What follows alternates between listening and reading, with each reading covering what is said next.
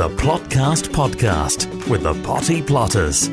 Hello and welcome back to the Potty Plotters Plotcast. I'm Elaine. And I'm Julia.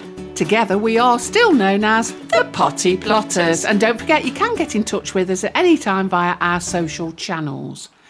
Welcome to episode 11. I can't believe that we're still here, but if you only just come across us, then hit that follow or subscribe button, whatever it is that you might have.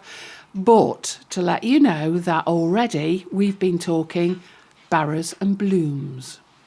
Barrows and Blooms, Julia. Not bloomers, just Barrows and Blooms. Do you remember once we nearly flew some bloomers over my tangerinery? We've got a flagpole, haven't we? I don't know why we thought we'd do it. But... Oh, I remember. Weren't they Auntie Sheila's? Anyway, onward and upward. What we will be doing is we will be filling a wheelbarrow and we're calling them meal barrows. And we'll be doing that in a little while. But we're also going to be talking to that infamous person, Tina Green from Greenblooms. But before then, what we need to do is to explain a little bit more about our meal barrows. So what are they all about, Elaine? Well, it is a meal in a barrow. It's as simple as that. And not everybody has an allotment. Not everybody's got a big garden, Julia. So what I want people to do is to start and think about the spaces that they have got, and invariably they will have an old wheelbarrow or know somebody that has had one. Perhaps builders nearby have had one. I'm not saying nick it because I don't want you to do that, or it might be that they are dumping one of their old barrows, and all you need to do is capture it, kidnap it, fill it, and then we're going to eat the contents. That's what we're going to do today. Not nick it. Don't nick it. Don't get your finger out at me like that neither. Okay then. But if you've got an old barrow, let's use it. Now, in order to talk about it, I actually need to move outside. Get out then. But what I do need to do is to remind people how important it is to use some of the things that we've been talking about in recycling in the past. Now then, if you go back to episode 3 on old tools as well, you will find that we talked about the old barrows, we talked about knives and forks, and we talked about my mum's knitting needles too, I think. There's nothing safe around you, is there? No, not generally. Knitting needles, cutlery. What do you eat with at home? Teeth, doesn't everybody? Right then, I'm going to go outside. But, Julia, you can watch me from the window, so you don't have to come outside and get cold. That's what I was thinking. I was thinking I'm lovely and warm in here in the tangerinery, but I can see you, so off you go. OK then. The Plotcast podcast with the Potty Plotters. So I've moved outside. Yes, I've drawn the short straw, but nevertheless, I'm quite happy sat here next to my barrow. Where have you had it from? I haven't stolen it, Julia. This is a really old barrow. It's got holes in its bottom, which is perfect, actually. And also, it's got a very big flat tyre. Oh, that's good, because it means no one will steal it. No, and it's good because it will stay where it's put. And very shortly, it is going to be put somewhere, and it's going to stay, believe you me. It's looking a bit rusty, Elaine. It's very rusty. And Julia, if you want to, anybody who is a bit of an artist, they could paint it, do whatever you like with it. And you could tart it up a bit, really, couldn't you? If you're going to put it in your garden or somewhere that people are going to take notice of it. But I'm going to leave it as it is. I like this rustic approach. It kind of goes with your character, doesn't it? But old. Thank you for that. I don't know. Rustic, I don't know. But what are you going to put in it, Elaine? Right then, so what I've done already before we started is I've made sure that the holes are able to leak all the water that it needs to, because what I don't want is for it to get waterlogged. It's really important to hammer some holes, if you need to, in the bottom of the barrow. And then what I've done, Julia, is I've already put a lot of sand in here. It's just builder's sand, nothing more. And I filled it then with multi-purpose compost, but I've also put loads of horse muck in. So this morning I've been in the muck pile. And I was just laughing at that because I did know you'd done that, and now you're trying to get it to a fine tilth with your hand. You're crumbling the muck, aren't you, in your hand? I mean, the muck isn't lumpy, but it is fair to say that I'll not be making any pastry this afternoon because I think it will take a little time for that to get out of my fingernails. But there you go. It adds to the flavour, I suppose. And what people don't know, don't harm. Now then, what I am going to do, though, is I'm going to make a meal barrow. It's really important that people know that you can plant virtually anything in a barrow as long as it is that it's the right thing. So I'm not going to do, for instance, cordon tomatoes that will grow up to 5 foot because the barrow won't take it. I don't need it, and I don't want to put anything at all that is going to support anything. Everything I put in here is going to be dwarf. Is it? You'd be all right in here. Thanks a lot. Yeah, what are you going to plant in it then? Because we've done one before that was a salad barrow, haven't we? Yeah, I love doing a salad barrow where we put radishes, beetroot. We did put some miniature tomatoes in as well, and we put in some lettuce too. Oh, and we put some spring onions as well. Yeah, we did, yeah. So, and that looked lovely as well as tasted lovely. And it did cause quite a stir up the allotments. And I noticed that barrows were being used and recycled then all over the place. So, let's get stuck in and make a proper meal barrow. What I've done, as I say, is filled it almost to the top with multi-purpose compost. I have put about 3 shovels full of muck in there, horse muck it was, obviously, and sand, as I say. And now all I'm going to do, quite simply, is I'm going back to recycling. Yeah. That's somewhere where I've just kept all my cutlery on the side here, Julia. But I have got 2 forks. In fact, it looks like somebody's left the dinner on one here. I'm just thinking they look quite nice and ornate. Have you checked with someone like Charles Anson whether they're worth anything before you start messing around with them? I haven't. But you know when you check your drawer, well, I was going to say check your drawers. Check your drawers later. Yeah, and that's what I'll be doing. But I know that these are my old cutlery that can stay up here. And then what I've done is I've tied a piece of string between the 2 forks, and also I've got you to chop up an old yoghurt pot, and you've made me a label. I have, yeah. I've stuck the label in the prongs. Yeah, whatever they are. Anyway, in the fork, so it won't come out. And now all I'm going to do is I'm going to lean over, make sure that your string's long enough, and put the string so that it forms a line, a visible line. And that's really important because I'm now going to plant peas along that line. If you don't have a label and you don't have the line, you don't know whether or not they're peas that are coming up or whether they're weeds, because of course there's lots of things flying, well, not lots of things flying around, but there are weeds and seeds that could be landing on here. So all I've got now is I've got some seeds out of my seed tin here, and the ones that I'm going to put in are here in my hand, and these are a miniature type and they're called Little Marvel.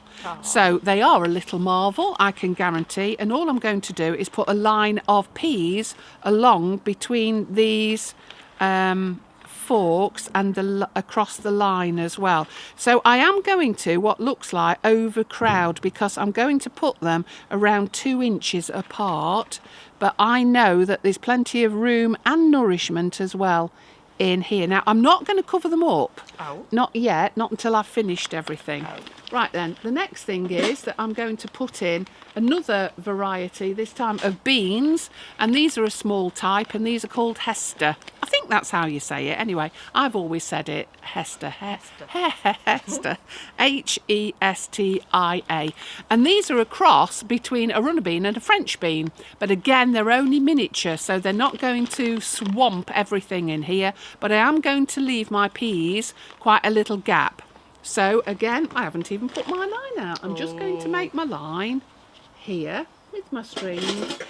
You can't work without lines, can you? I think you must have done a lot at school, did you? Yeah, in one format or another. It was always detention in one way or another. So just talk amongst yourselves then while I just finish off making another line. So this is going to be a bit legume heavy at the moment. Are you putting anything else in there? I'm going to... No. No, so all you're doing is peas and beans? Peas and beans, yeah. I might put some carrots in, actually, because I think I could put another line in of carrots. So I'll just tie this piece of string on the next fork.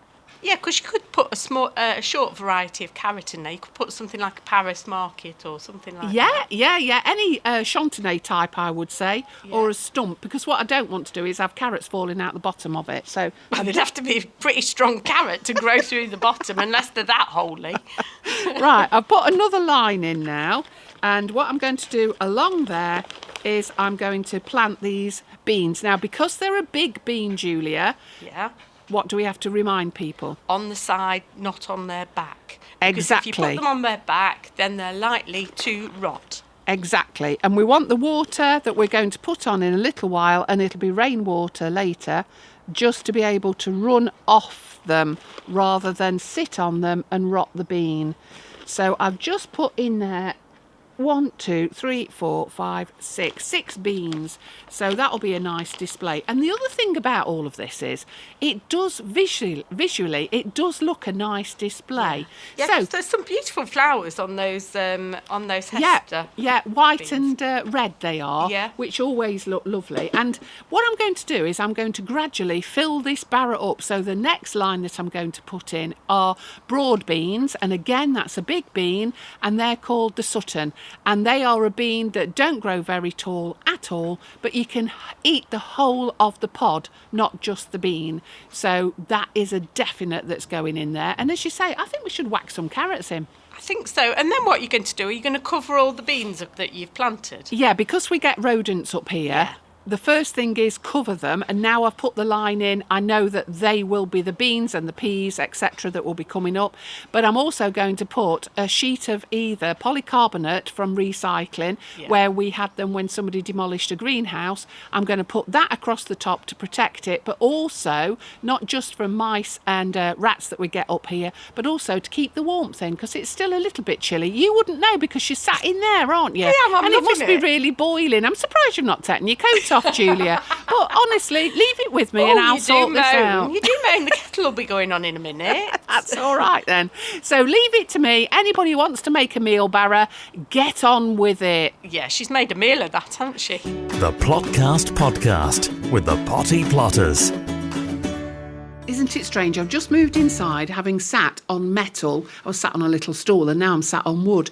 You wouldn't know about this, Julia, but I tell you what, my bottom's cold. Yours won't be, but what have you been up to this week? Have you done anything at all? I've been very busy, actually. I've been in the polytunnel, topping up the no-dig side of the polytunnel, and I'm also going to be adding the manure to the other side of the polytunnel, which is dig. I've been topping up my no-dig beds outside, so I have been very busy, excuse me. That's marvellous. I've been washing my terracotta pots, ready to put in my tomatoes. So that's kept me busy, but I've also started digging over my plot, good and proper, ready for when we plant everything, which of course will be around about now, actually. If anybody's listening and got any questions, what should they do, Elaine? Well, don't ask me. So they can contact us, and no joke, they can contact us through Instagram, Facebook or Twitter at Potty Plotters, or on our website, which is pottyplotters.uk, or email us naughtycorner@pottyplotters.uk. Yeah, and we have had a question in, haven't we, from Amanda about potatoes. And she wanted to know, how do I get rid of wireworm? She evidently had wireworm last year. I've made a wire duck before. Oh, Yeah, but I've never had a wireworm. that's not very helpful. No. Right. Wireworm, usually a problem on ground that's previously had grass on it. It's a case of working the area that you're going to be planting your potatoes. So again, with crop rotation, you shouldn't be planting your potatoes in the same place anyway. So you should be moving around your plot. But something that has been suggested that I've never done, but I think it does work, is if you chop a potato up and put, say, halves or quarters of it in various places on the area that's been affected by the wireworm, that should draw them out and almost act as a sacrificial magnet to them, and you can dig them out and slowly get rid of them that way. Alternatively, you can have a go at planting in tubs. Definitely, or bags for life. We've done that and that's been very successful. So I would give that particular area a rest, definitely, from potatoes. Think about where you're going to plant in the future and make sure that you've not had a field or a grass topping there in the past. Yes. Contact the Potty Plotters anytime on Facebook, Twitter and Instagram at Potty Plotters, or email naughtycorner@pottyplotters.uk. Well, we're sat outside today. It's morning. The sun has ris. It looks springy. And at the side of us, we've actually captured An Easter bunny. Tina from Greenblooms. Good morning, darlings. How are we both? Very excellent, thank you. Excellent. And we're pleased to see that you came with bunches of flowers, spring flowers, because Easter is here. Hurrah. Hurrah at the Now last. then, what have you got with you there? Are they for us, first of all? Mainly no. Oh, right. So, Are any of them made of chocolate? and again, no, Oh. but I am available for Easter eggs at any given point. All right. Specifically, if you give me free flowers that you grow. Oh, you're right. Well, we that's can okay. do that, yes. Later in the season, you will be given everything that we grow. You know we that. We can't wait. But we like to promote English-grown flowers. Can't beat them, and I can see that you've got plenty of them in front of you. What have you got there? Okie dokie, so I bought a little selection of some spring flowers that are grown locally and also yourselves grow as well, and people will also grow in the garden. So first of all, the classics, the daffodils. Generally, they are wonderful. They look wonderful by the side of the road. I would suggest not going to steal them. No, we Don't don't do want that. to promote that. We're no. not promoting that today. However, they do look lovely, and so leave them there. And they're really cheap. They're like £1 a bunch from Co-op. What I will say is that when you cut them, from the bottom, stamen comes out of it. It's like a gloopy. Yeah, I've noticed that Have you before. noticed it's a little bit Yeah, cloudy? yeah. Try not to get it on your skin because it's toxic. Also with daffodils, as much as they are beautiful, they don't actually like other flowers either. Oh. So when you cut them and this juice comes out, if you put them into a vase with pretty much, I say 90% of other cut flowers, they will kill them. So when you see designs of daffodils, and you'll often see them alone or with some very hardy foliage and things like that, any sort of, so in front of me here I've got an alstroemeria. She's looking Yeah. a bit floppy. Yeah. She just needs a drink. She needs to go back into some water. Alstroemerias are beautiful and got the sort of little lily heads. But if you put an alstroemeria in with a daffodil, she will die within a day. So top tip, keep them on their own, in their own vase, Yep. and they should be okay. Absolutely. Now you've got a floppy tulip there. Got a What's happening? wonderful tulip here. Isn't It's she a, beautiful? I love that colour, You've got a actually. whole bed Beautiful. of them. I haven't you? have, yeah, I you? have, yeah. Have you? Well, tulips, I've got to say, are one of my favourites. There's very few flowers that aren't my favourites, to be fair, but tulips, they're so versatile, certainly for a florist. Whereas you guys grow flowers, and you know all about growing them. I know nothing about growing them, absolutely nothing. What I do know, though, is about designing them and making them look pretty in design. So whether it be a wedding, a funeral, birthdays, anniversaries, whatever, that's what I do. So a tulip, very versatile. It's got a beautiful form. Starts off as what's called a spike form, so you know the point. Yeah. Yeah. But then when it opens up, it goes into a beautiful rounded form. So it's a gorgeously versatile, as I say.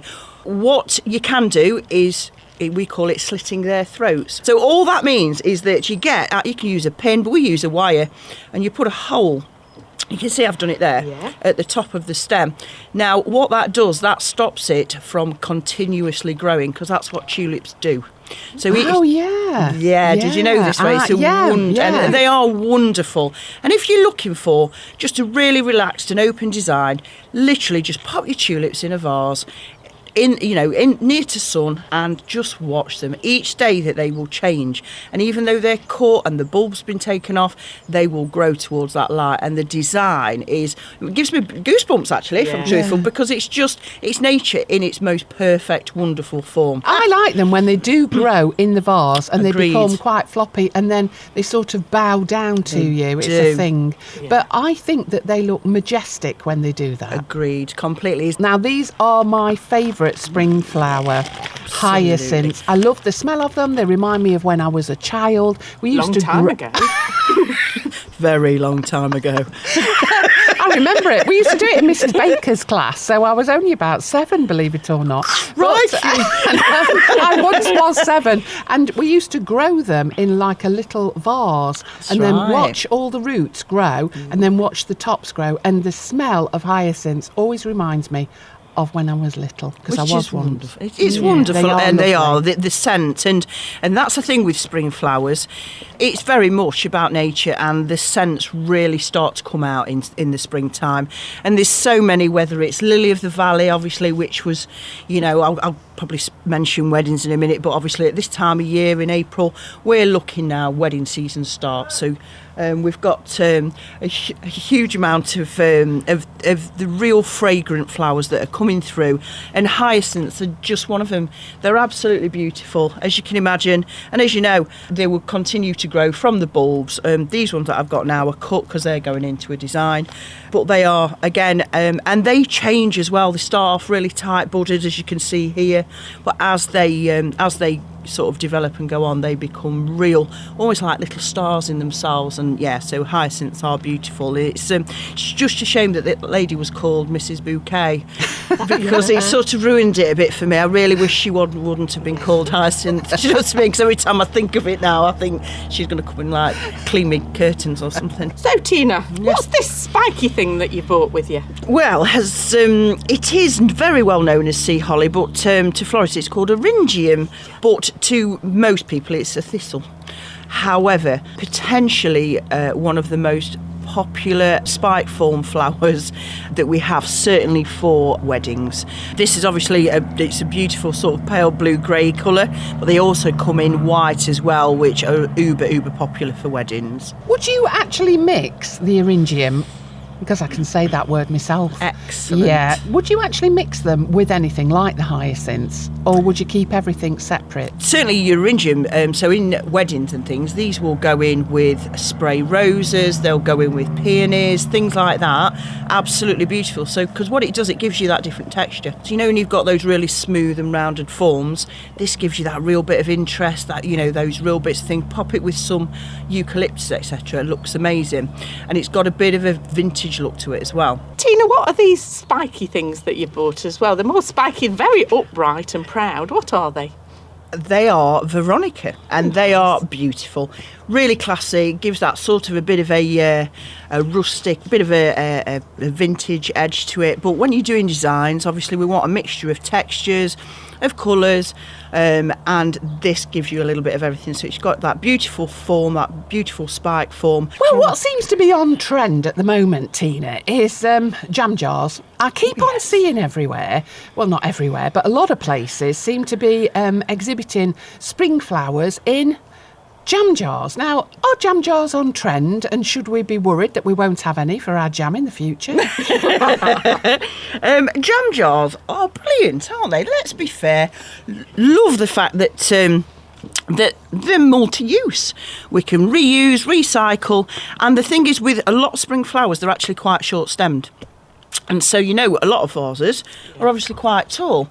Well, it's no good if your vases sort of, 30 centimetres and your stems are only 20, you've got your flowers literally just sitting at the top. So for spring flowers, jam jars are perfect. And we use them quite a lot. Well, and I try and sort of encourage it quite a lot for our brides as well. So for centrepieces, it's really very trendy to have like wood slices and a selection of jam jars, and then lots of different flowers just popped out. And it's a less expensive alternative, and people can DIY it, can do it themselves. And again, it's all about reusing, repurposing. And so, are flowers going to last longer if they have got light coming through to their stems, or should we actually be looking for maybe coloured ones so that they will protect from the sun and the light? What's the best? It's difficult to say, really. What I will always say to everyone is that if you want your flowers to last the longest, keep them cool. Don't have them in direct sunlight once they're cut. So it's the complete opposite to your guys, and it's complete opposite to growing. Once they're cut, pretty much all flowers, for them to be kept as long as possible, nice and cool, out of direct sunlight. But most people, when they get given flowers, they like to put them in the windowsill and things like that. So my top advice would be to cut your stems at least once every other day. Cut them on an angle, because by cutting your stem on an angle, you're opening up the space that your stem can draw up the water. So that's another big one.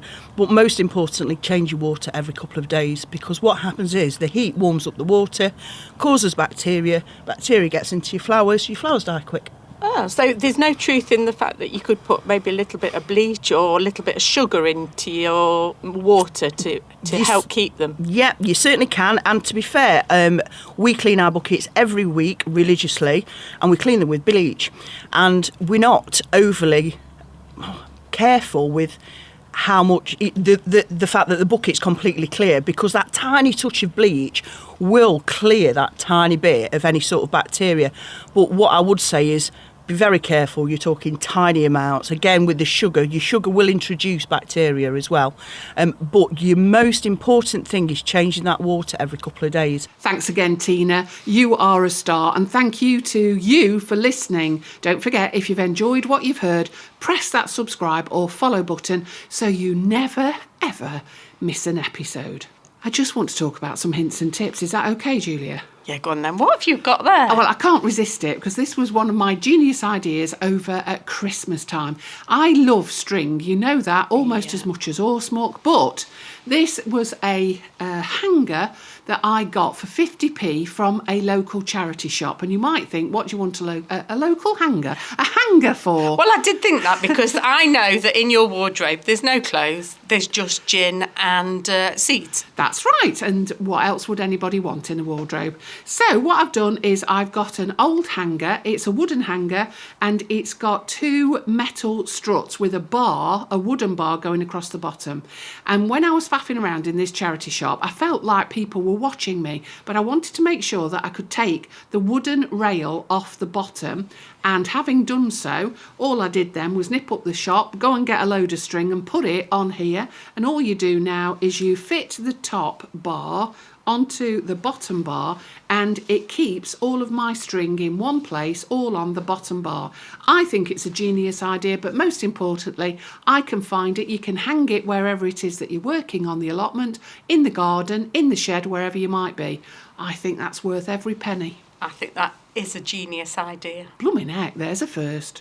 In the next episode, we'll be talking Ready, Steady, Show! Until then, bye for now. And if you do want to know any more, well, you'll just have to, go and have a look what Adam Frost is up to. He's always busy, isn't he? He's always on that internet malarkey. I know, but we met him once, didn't we? Yeah, I don't think he's ever forgot it. But anyway, anybody wants to know He knows a lot, though. I know he does, yeah. Well, he's had a long time learning, hasn't he? That's the thing. But he was very scared and scarred. Yeah, and what about his nanas? I gave him a nana once. The Plotcast Podcast with the Potty Plotters is an Amberland Media production.